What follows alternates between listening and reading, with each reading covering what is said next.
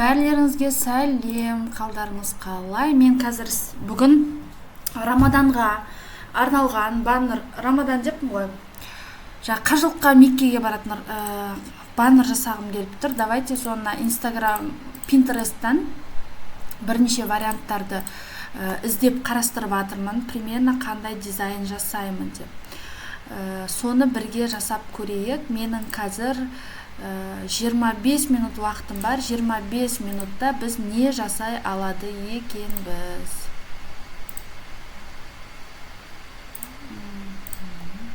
Ол үшін бірінші өзіме ұнайтын дизайндарды мен бірінші көшіріп аламын. Соған қарап жасаймын. Искусственный интеллект пайдаланамын қазір. Сондықтан жақсылап қарап алыңыздар. Сабақ 25 минут болады, бірақ өздеріңіз қараған кезде жылдамдатып көруге сіздерде мүмкіндік бар. Мен қазір Canva-ның да бір платный, Canva-ның да күшті бір мүмкіндігі бар. И искусственный интеллектті да ол Canva-ның ішіндегі. Соны да пайдаланам.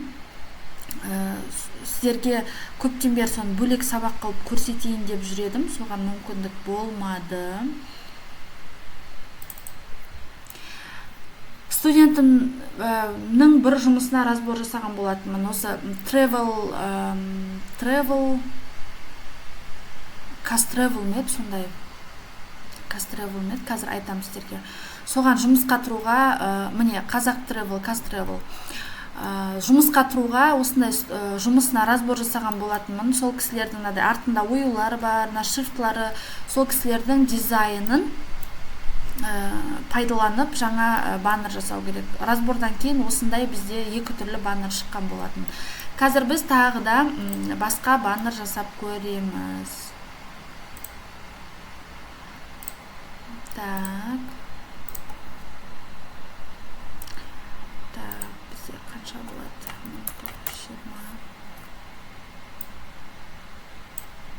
Негізі 900-600 дегенді пайдаланамын шемен. Мына жерде почему-то үлкен қылып алыппын, білмеймін неге. Жарайды.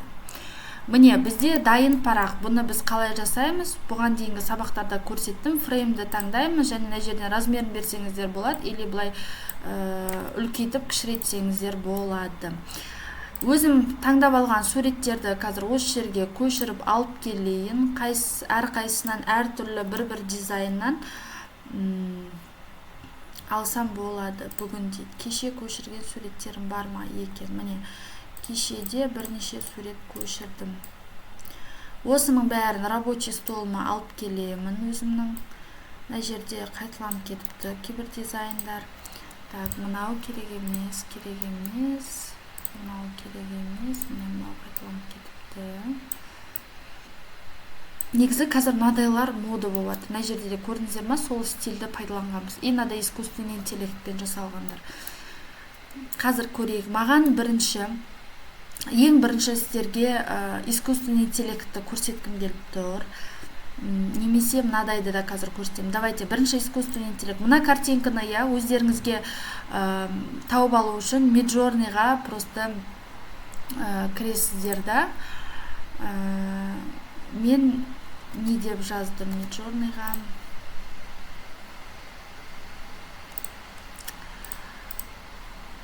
Так, Midjourneyға кіремін да.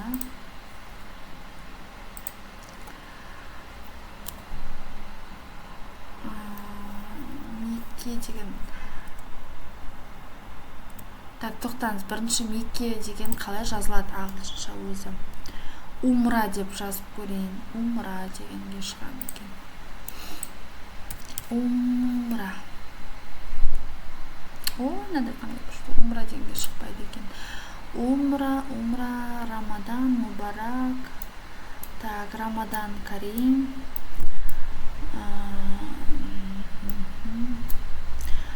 Исламик Нью-Йорк.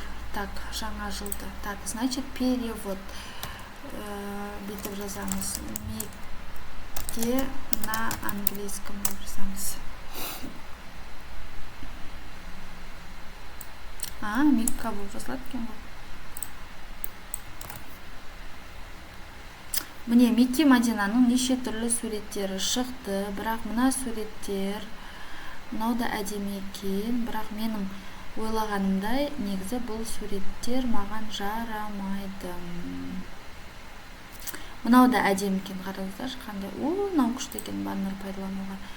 Так, мына суретті өзімізге көшіріп аламыз. Бұны да қазір пайдаланып көреміз, бірақ мен жаңағы бұлттар тұрды ғой, соны жасап көргім келіп тұр. Мынау да қандай керемет.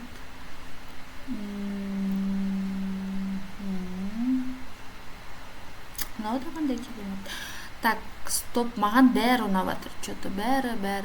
Енді мен просто мына суретті ChatGPT-ға саламын да, промпт жазып бер деп айтамын. Мына жерде менде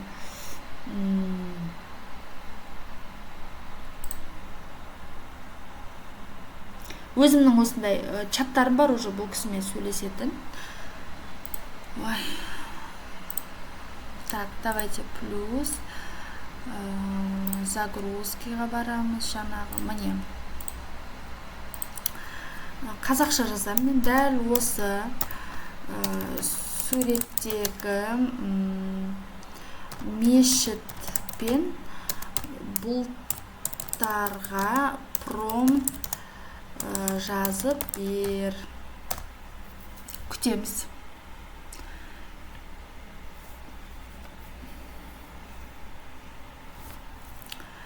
Маған қазақшасын мен уже команда беріп үйренген, бұл маған қазақшасын ағылшыншасын бөлек жазып береді. Мен мына промптта не жазылып тұрғанын түсіну үшін бірінші бұны Midjourneyға алып барамыз, көрейік қалай реакция береді екен. Әртүрлі искусственный интеллекттерді пайдаланып соларға қоямын. Еще мынандай Леонардо деген бар, еще Леонардоға да қоюға болады. Мынаған да қоюға болады. Так, міне өте жақсы.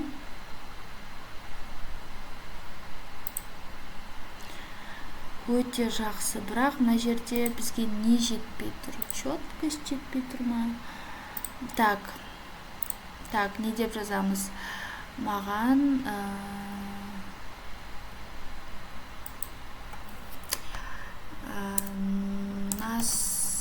настоящий мешіт суреті керек.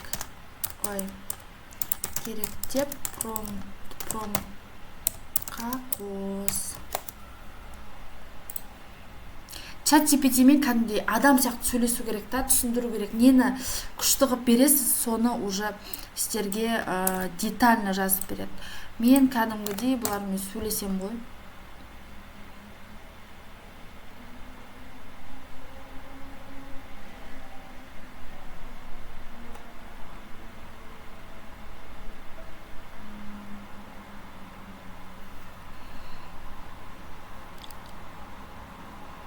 Так, вперед жасап берді, вообще қырындап тұрған. Бізде настройкаларын көрейік. Неге? Менде стилизацияны 0-ге қояйын. Қайтадан жіберейін. Перспектива with angle дейді. Бұлттар фон. Так, онда бетек.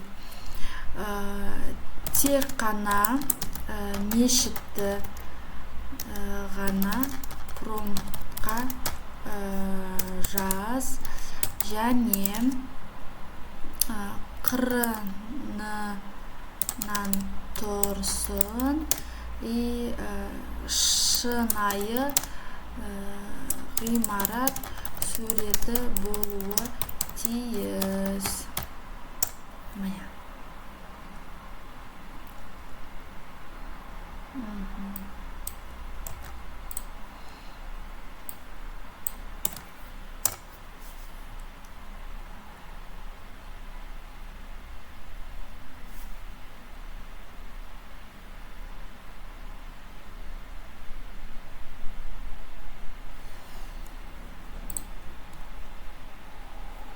Так, жоқ, менің көңіліме қонбай тұр. Мыналар күшті болып тұр, бірақ маған детализация керек. Тағы жіберейік. Детализация керек.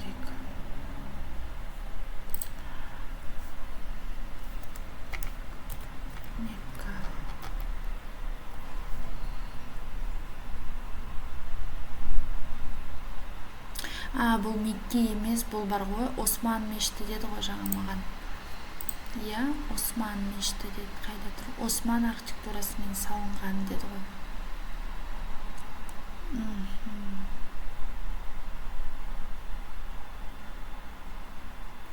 Міне Оттоман архитектура деп тұр.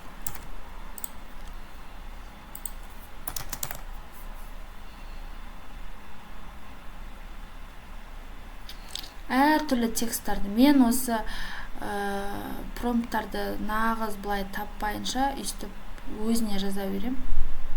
ChatGPT-дің өзіне жазайықшы, бүйтіп жазайық. Осы баннердің тексттарын алып таста деп жазып көрейін. Осы баннердің тексттарын суреттен алып таста деп көрейік.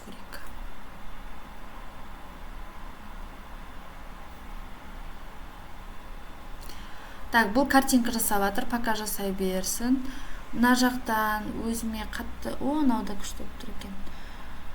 Өзіме қатты ұнайтын, қазір керек болып тұрған стильді мен таппай тұрмын. Просто уақытым аз болып тұр да, қазір сондықтан тез бар біреуін алайын десем, көңіліме қонбай жатыр. Енді давайте Canva-ны көрейік. Canva бізге не дейді екен? Canva-да да күшті картинкалар бар, бірақ бар ғой, платный версиясымен жұмыс жасаған күшті Canva-ны. Так, уже 40 минут кетті, да? Менің мына жерге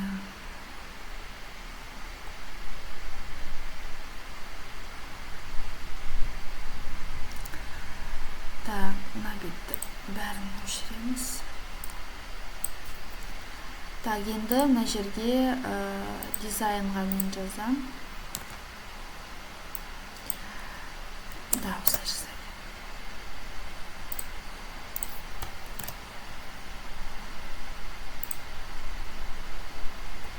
Дизайнер шықпайды екен, значит, мына жерге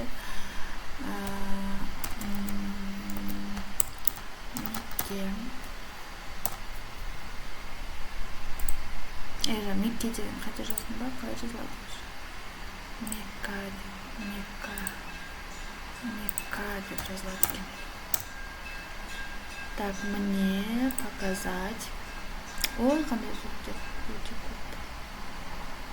Так, бұл жерде графика, фото.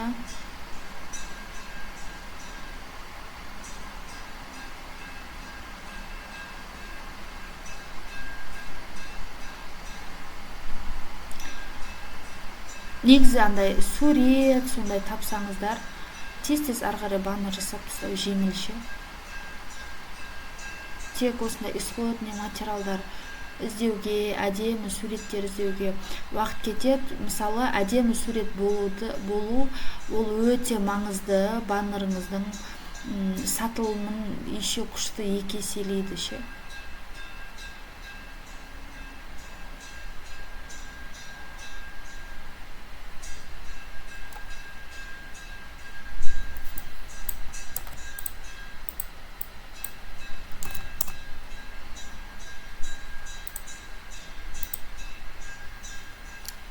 Так, жабылды ма екен? Ой, мына қараңыздар қандай күшті болды. Мынау ақшыл болғанда вообще күшті болушы еді. Ладно, бар суретпен жұмыс жасай береміз.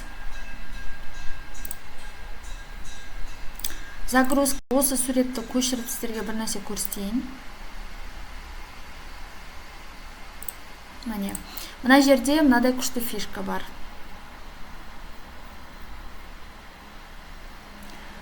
Күшті фишка бар, суретті былай қоясыздар, үлкейтеміз. Маған мысалы мына жерден тек қана мына здание керек. Ол үшін белгілейсіз да, править дейсіз.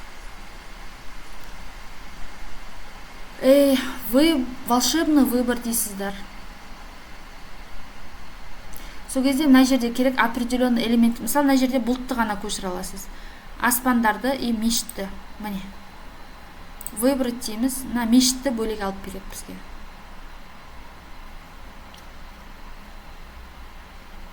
Міне көрдіңіздер ма? Баннерларыңыз пустой болып тұр. Керемет нәрсе, иә? Так, енді баннерді кішірейтсем болады.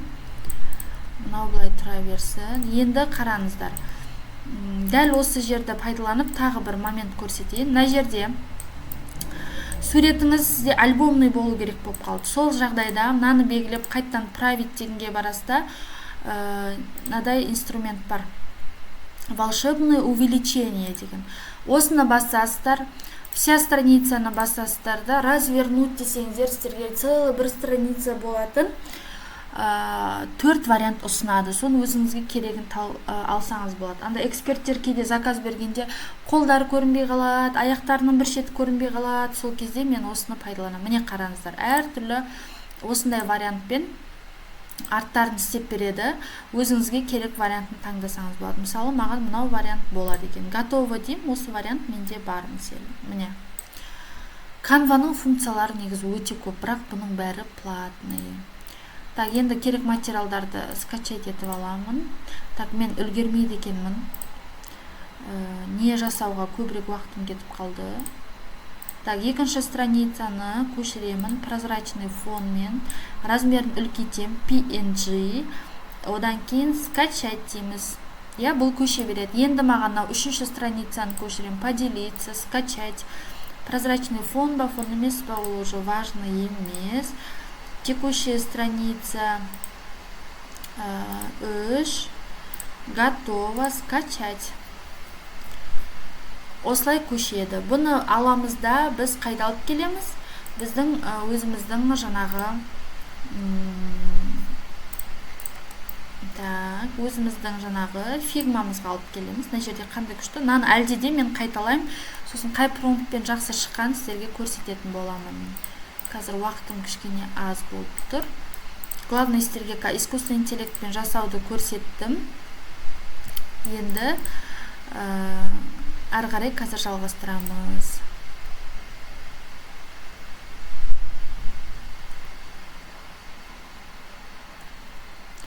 Дәл осы суреттен алып көргім келіп тұр. Сіздерге не болса, күшті сабақ, Canva-ның сабағы болып тұр ғой енді бұл. Міне, мына суреттен зданиені алып көрейік. Негізі мына жерде размер кішкене басқашалау, альбомный форматты таңдап алуым керек негізі. Қазір көрейінші, альбомный форматта менде не бар? Вот мынаны осы бетке жасайын. Сосын қазір кішкенеден кейін мен сіздерге жалғастырып көрсетемін. Так, мынау бізде бұл жерге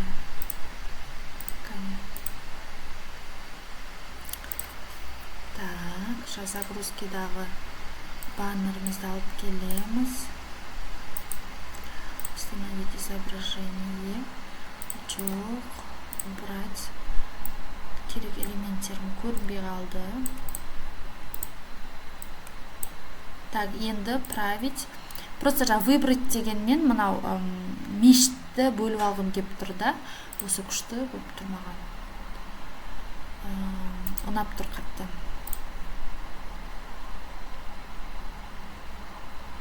Так, мешіт. Мынаусы қалып қойды. Бұл белгіленбейтін сияқты. Жоқ, белгіленді, ура! Енді қараңыздар, енді выбрать жасаймыз. Ана бұлттарды қоя салу өте оңай жұмыс. Міне, вау, круто. Так, на парақшаны дублировать етеміз, дублировать, копировать страницу. Мына жерде мешіт қалады. Бұны қазір с фигмаға көшіреміз. Мына жерде фон қалады.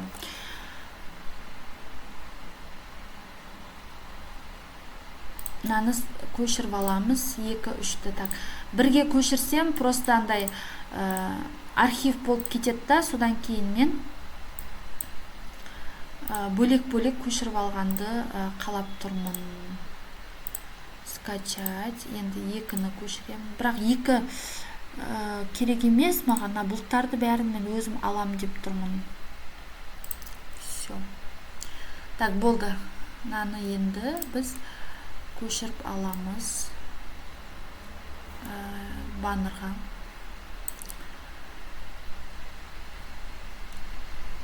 Енді қараңыздар, мынаумен салыстырайық.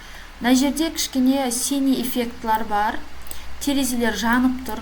Просто искусственный интеллектте мысалы детальны мен жаңа жазған жоқ. Мына свет жанып тұр, көрдіңіздер ма? Мынау сияқты барлық терезеде осындай светтер жанып тұрсын деп промптқа қайтадан тапсырма берсем, ол қайтадан бүкіл светтерді жарық қылып шығарады. Және де мына жерде синий осындай түсін кішкене синийға ауыстыр десем, оны да ауыстырып береді. Даже не істесем болады, даже білесіздер ма, былай ой, бұнікі емес, былайынан көрсетейін қазір. Міне мынау rectangle, даже мына түсті бүйтіп көшіріп аламыз да, искусственный интеллектке даже мынау H, E, X-ті жазып, дәл осы светті жасап бер десе, ол сіздерге дәл осы түсте осындай қылып жасап береді мына суретті.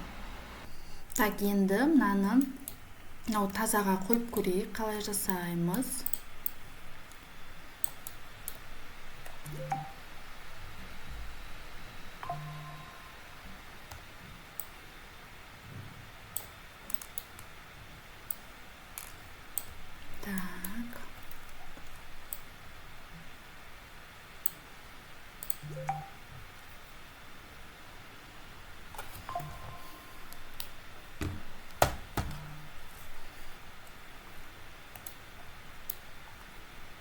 Так, былай қойып көреміз. Центрға қойсақ. Так, бізде мынау фрейм 3.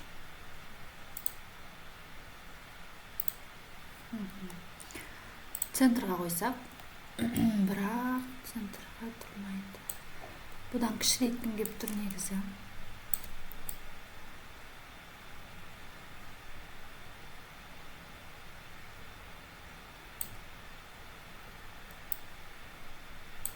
Все, болды.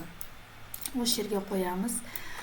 Енді мен мына нәрсені пайдалансам, бергі облака қойғаннан кейін мен мысалы умраның бағасын сондайын жазуым керек. Сондықтан мына жерге аппақ облака қоямын негізі. Кішкене жазулар қанық болып көрінсін. Оны тағы да біз қайдан аламыз? Әрине Canvaдан аламыз. Просто Canvaның жақсы жері элементтерді бөлек көшіріп алуға болады. Сол өте ыңғайлы. Менде мына жерде дайын бұлттарда бар негізі. Міне мынадай дайын бұлттар бар. Немесе жаңадан алсам болады. Просто элементіға барасыздар да, облака деп жазасыздар. Осы жерге шығады міне фото. Мынадай көкті де алсақ болады. Так, бірінші осыны көшіріп аламыз. Размерін үлкейтеміз. Прозрачный фон. Тағы да қайталап айтып кетемін. Бұл фонсыз көшіріп алудың өзінің бәрі тек қана платный форматта ғана жұмыс жасайды. Содан кейін мынадай ақ облакалар. Осы ақты аламын. Осымен, мне кажется, жеткілікті. Жоқ, давайте тағы бір набройды алайық. Міне мынау бар екен. Мынаны алайық, мынау әдемі екен. Так.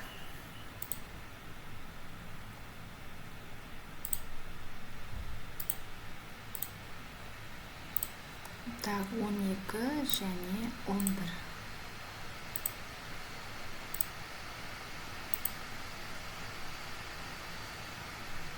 Так, жаңа қайсысы көші түсінбей қалдым. Так, вот мынау көшті, значит 11.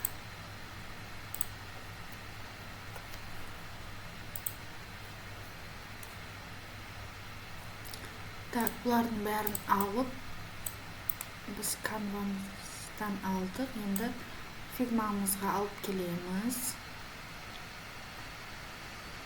Так, міне менің бұлттарым. Так, енді бізге бірінші мынау қанығын артына жібереміз. Кішірейтеміз. Қанығын мына жерлерге жібереміз. Так, мына көкті де осы жерге алып келейік.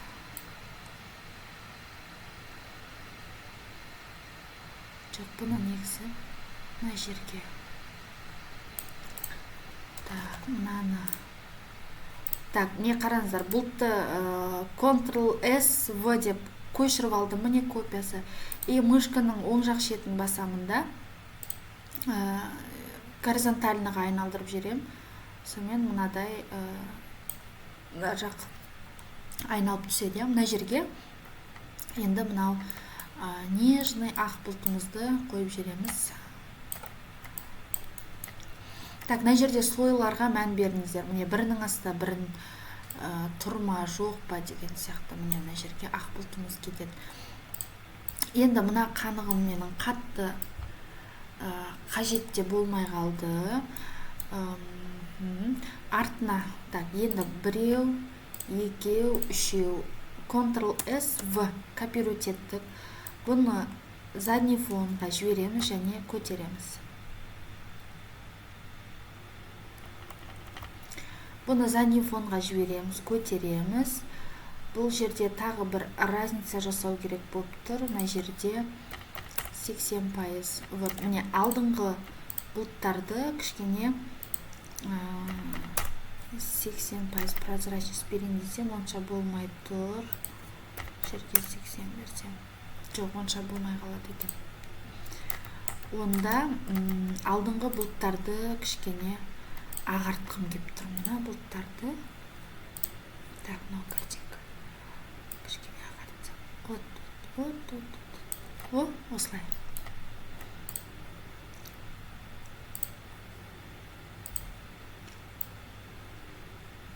Міне.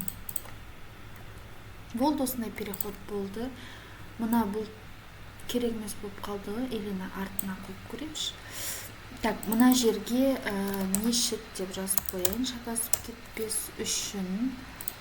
Так, біздің мына бұлтымыз мешіттің артына барса, жақсы жарасып кетті негізі. Бұл жоғар жақтың түсін қазір кішкене өзгертеміз. Так. Енді мына астына маған әппақ бұлттар керек. Таза ақ бұлттар. Мынау бар екен. Так, значит, мынадан бөлек маған тағы мынадай ақ бұлттар керек. Әппақ болып тұрады. Так, текущий. Одан кейін ақ бұлттың бірнеше түрі керек, сондықтан тағы қайсын алсам екен. Мына біреуді алайын.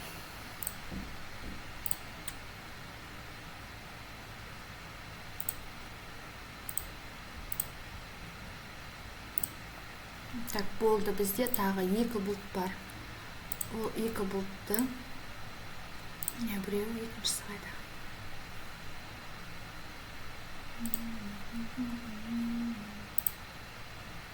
Так, кішкене ғана.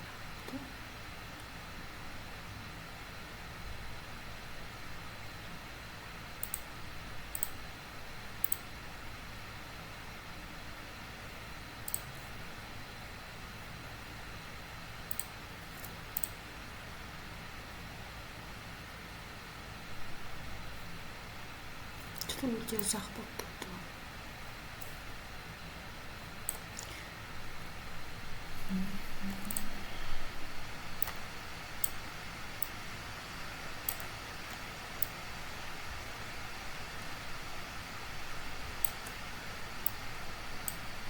Так, біздің ақ бұлтымыз.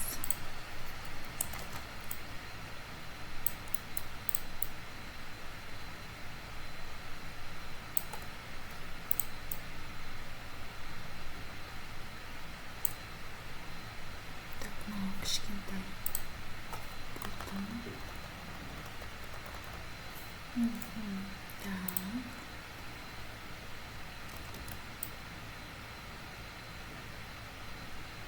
астын қатты жабылмай тұр екен, иә.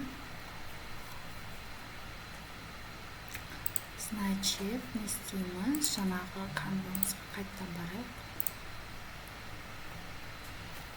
Тағы бір қанықтау болып керек болып тұр екен. Так, вот. Мынаның қазір парақшаның түсін кішкене өзгертейік.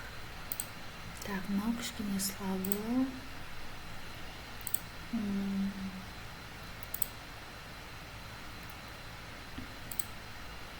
Так, мынаны алайық.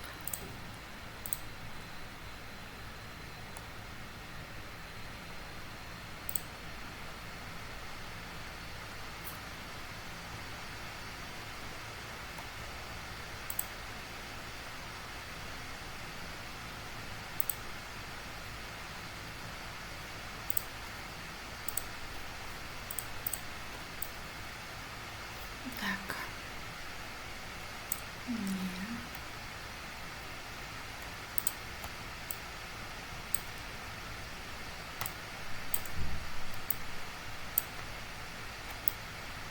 Мынау кішкене жабады екен. Так, мына жерге керек.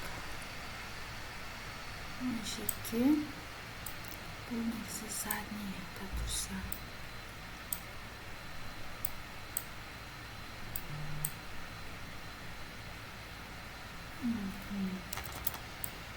Так, еще жерінде тұрса.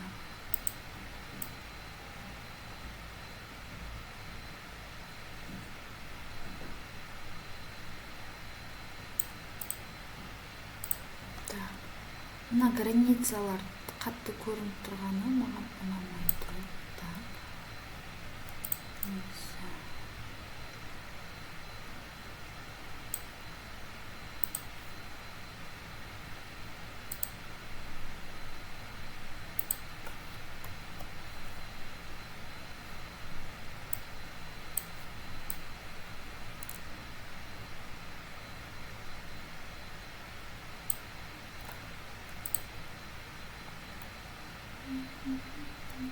Так, мына жерден мен мынадай ақшыл переход жібермесем, чуть-чуть болмайын деп тұр. Так, мына жерге аппақ қыламыз қазір. И былай созамыз. Так.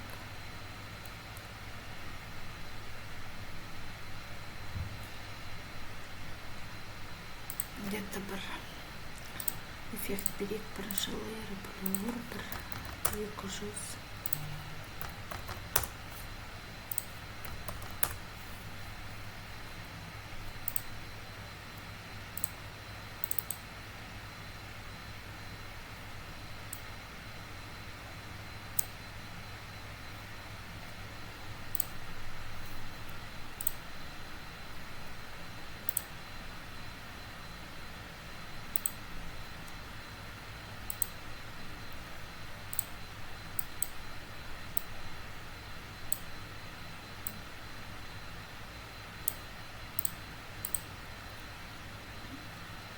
Так, міне осылай. Енді қараңыздар, осы жерге мынадай текст жасап болады. Даже копировать етіп қоя саламын. Даже мына төбесіне жазсам да күшті кетеді екен да. Міне мынаның төбесіне қойып қояйықшы. Әдемі жарасып тұр, 90 теңге.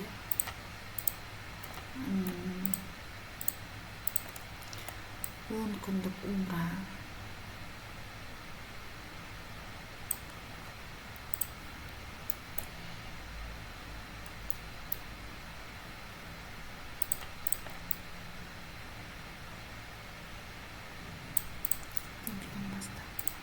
Так. Орын саны шектеулі дейміз.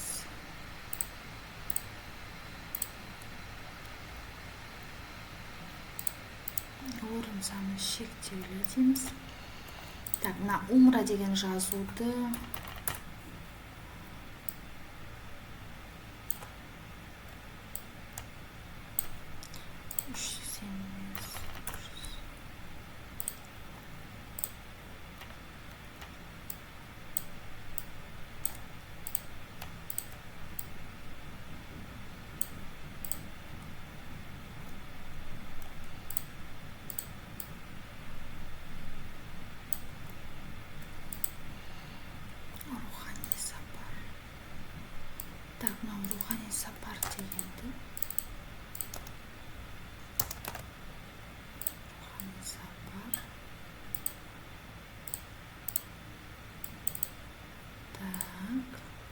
ортаға қоямыз.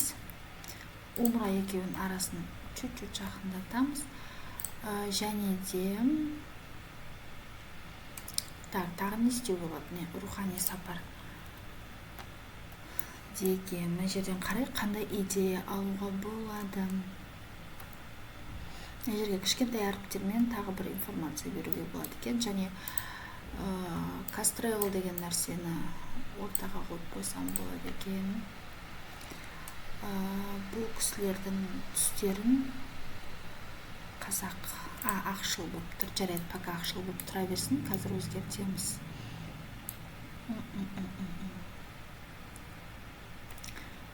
Умра.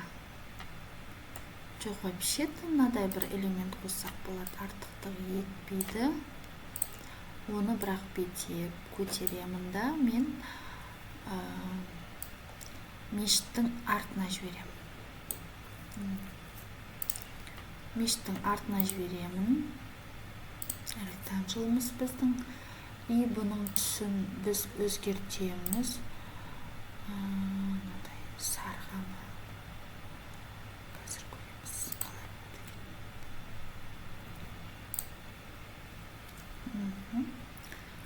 Жап жақсы кетті. Так, мешітті қатырып мынадай ключқа слойдан салып қойсаңыздар болады. Сол кезде артына, бетіне элементтер түскен кезде бір-біріне кедергі жасамайды.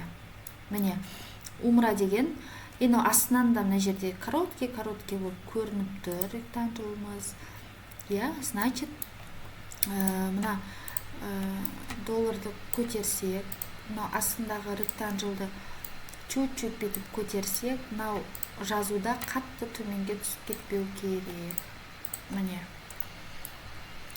Осылай уже бір баннер дайын болды деген сөз. 10 күндік рухани сапар. Бұндай жерлерге тағы қандай текст жазады екен? Міне, мысалы, мына осы текстіні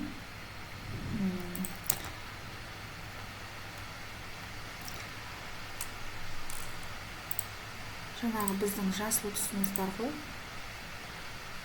Осы жасыл түсімізді алыңыз. Және қабыл болғай деген текстімізді ең төбесіне көтереміз. Бұны аламыз да мына жерге түп қоямыз.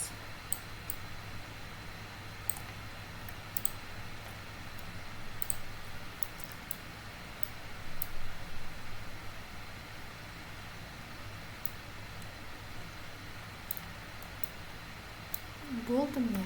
Мынау ақ бұлттарымыз бар ғой, біз осы ақ бұлттарымызды жоғарыға да жіберсек болады. Ctrl-S, Ctrl-V. Жоғарыға лақтырсақ, міне. Ctrl-V. Мешітіміз қайда? Мешіттің артына. Қатты көрінбейді ғой негізі. Мешіттің артына, бірақ мына жерге мынадай бір облака. Мынау сурет полный кетіп қалды ғой. Так, задний фонға не іздейік? Аспан бар.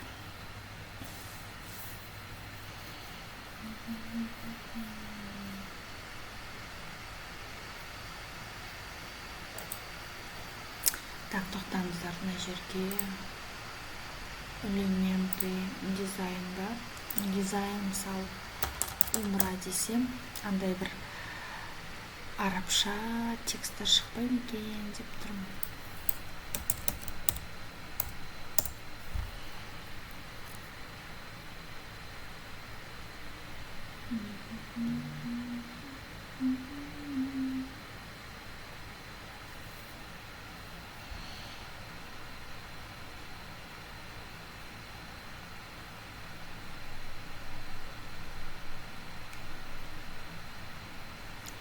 Ладно, маған қажетті ештеңе көріп тұрған жоқ. Мынаның фоны жақсы екен. Бірақ мен так. Небо деп жазайын. Мынау жақсырақ екен.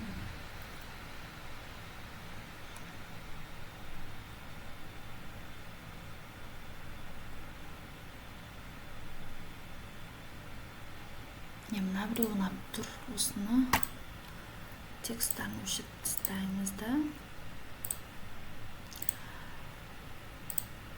PNG скачать прозрачный фон. В принципе, бұл жерде маңызды емес прозрачный фон.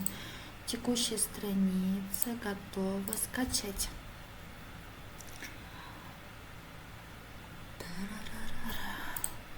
Так, енді мына жерге артына алып келеміз.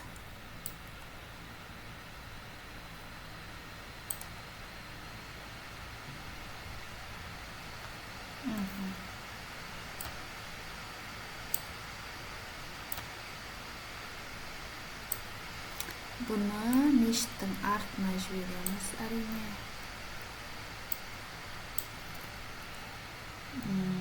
Бірақ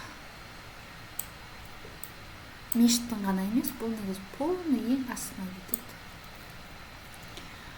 Бірақ мына жерде маған ұнамайтын бір элементтер болып тұр. Қатты көк болып кетті. Қазір прозрачный қыламыз бұны біз.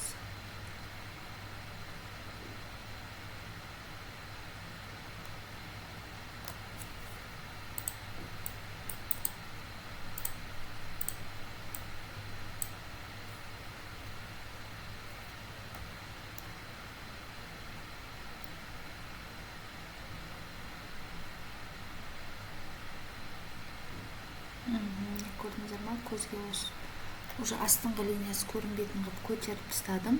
Енді бұл суреттің прозрачнысын кішірейтеміз. Кәдімгідей елі көрініп тұратын қылып. 20 примерно. Так, 20-да емес даже. 15. Вот болды. 90-нан бастап.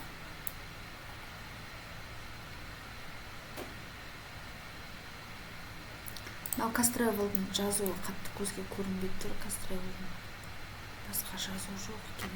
Бұны былай жасауға болады.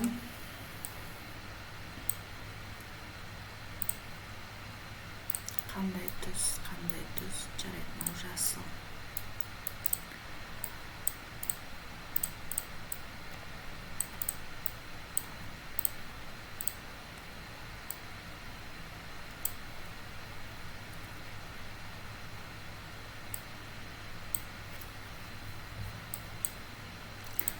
Екеуіне маска жасап көрейін. Міне. Так, бұны тағы да көрсетем, қалай жасадық. Кез келген суретті аласыздар да, текстін осынан готовый сурет болса, түсін ауыстырғыларыңыз келсе, мынадай ректанглды алдыңыздар. Ректанглды алғаннан кейін қалаған түстеріңізге фил арқылы заливкаға бояп аласыздар да. Мынаны қасына қойып қоясыз. Боянатын әріптер артында тұру керек. Мынау ректангл сіздерге керек түс бетінде тұру керек. Екеуін бірге белгілейсіздер. Мына жерде позицияның ішін мынау екі файл белгіленіп тұр деп тұр ғой. Осының 3 точкасын басасыздар. US mask басыңыздар. Енді мынау әріпті жақындатып аласыздар. Болды, сіздерде дайын түстегі логотип.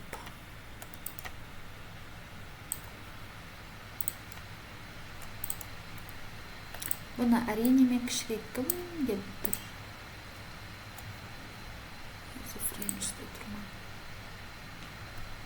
Все болды, бізде баннер дайын.